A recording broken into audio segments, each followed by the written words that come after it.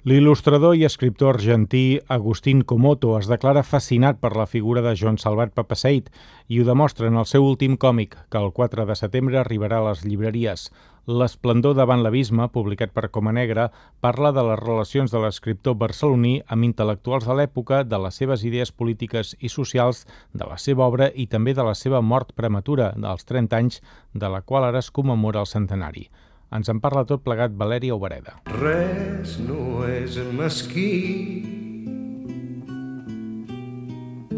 ni cap hora és isarda. Des de la primera pàgina del còmic, Joan Salvat Papasseit se'ns presenta amb una enorme ploma estilogràfica al costat. Agustín Comoto explica per què. Ell era petit i esquifit i molt reduït físicament, no? I tenia una creació molt gran, no? Enorme. Llavors vaig pensar gràficament, vaig treballar de manera molt simbòlica, com tota la il·lustració del llibre.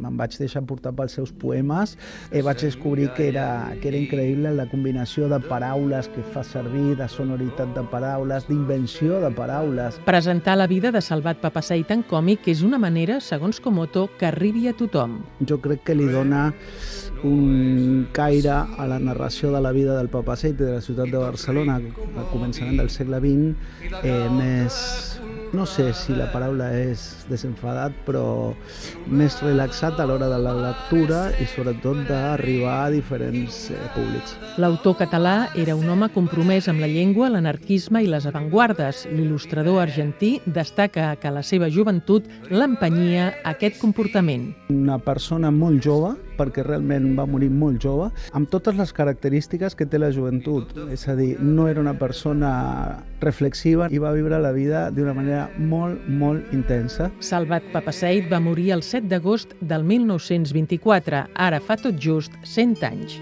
Li vindrà llet al pi.